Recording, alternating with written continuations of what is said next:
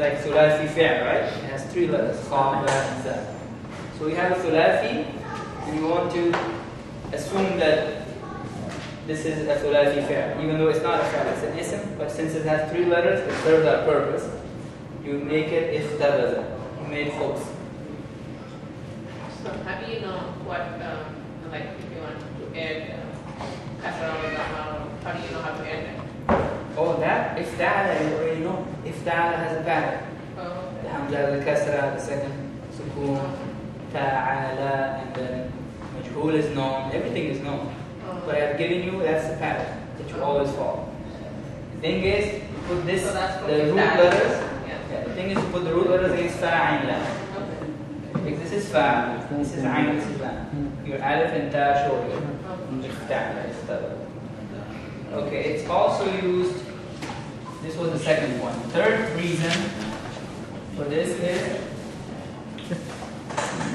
to exaggerate.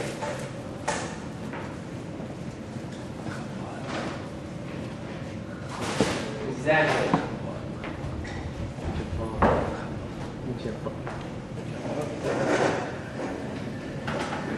You have kasaba. He earned, right? Kas means to earn. So you can have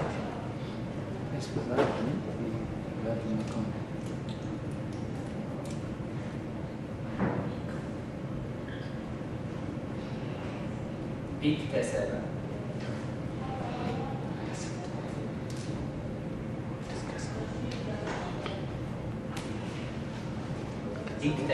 Kasaba means he earned.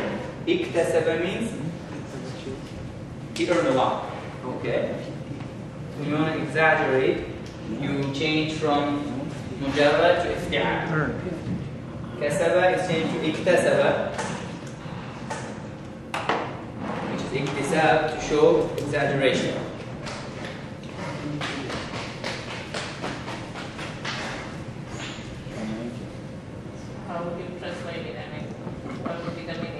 Well, kasaba, how do you exaggerate earn? Kasaba, he earned.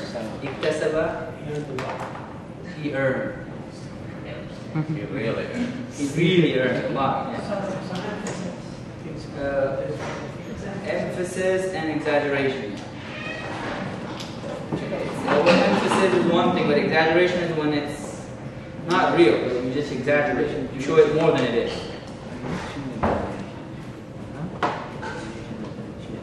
To make it sound big, make it sound more than it really is.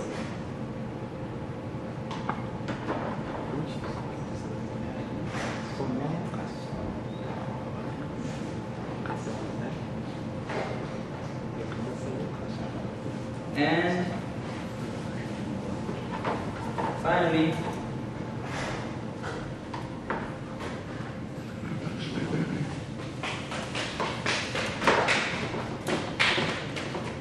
rarely it's used for this purpose, to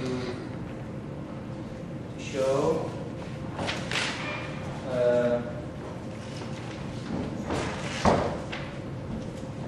interaction or sharing.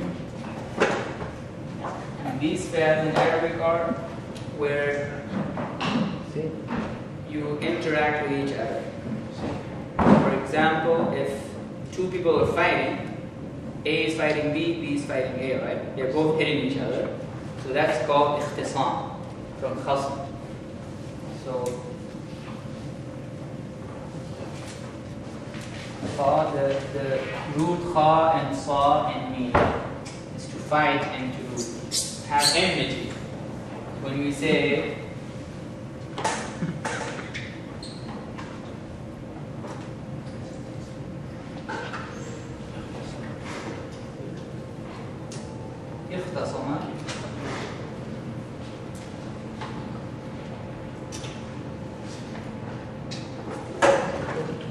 Ikhtasama, khasam means fight and stuff, right? Ikhtasama means interfight, basically. A fight in which both sides fought each other. If It's not a one-sided thing. There's two parties involved and both took part in this act. This could be a fight where just one person is beating the other person. That's the kind of fight it is. But this is the kind of fight where both sides are involved. So, but rarely is it used for this, because there's another one that's always used for this. But this form is rarely used to show sharing or interaction.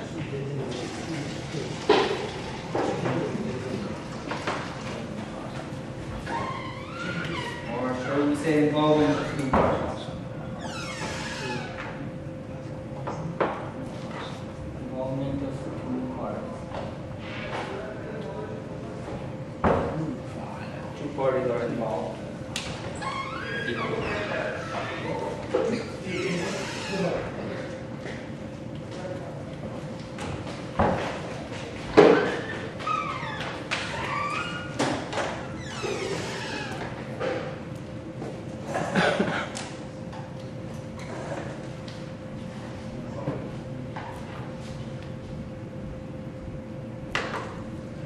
Now that you know ifta'ala, so this is not always the case. Sometimes you will see something in ifta'al for entirely different reasons. The 3 or so reasons that we mentioned, those are usually the case, but not always. Sometimes you could have some fi'al that from mazid you take it to ifta'al without a reason, or with a very different reason than the one that we have talked about. Like ijtadaba. Let's see. We give you ijtadaba. So if you have jad is to attract. Jim zal ba. This root word means to attract. So if you change this to ijtadaba,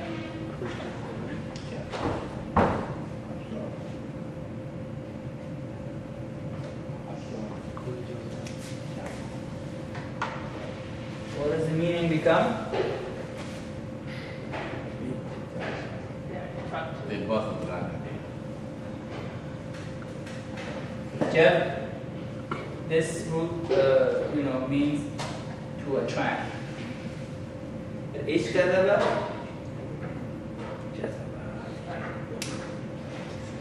it means the same exact thing, to attract, nothing more.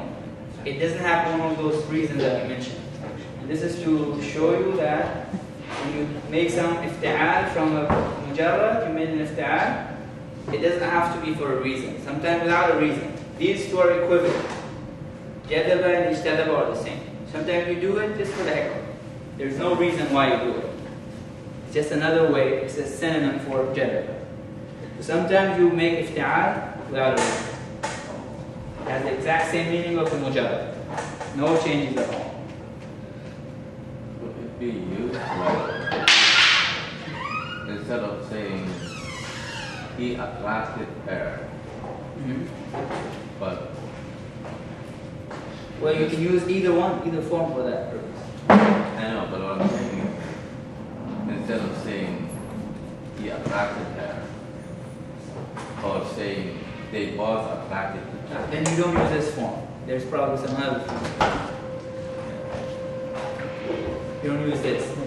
This ijtadaba has no difference with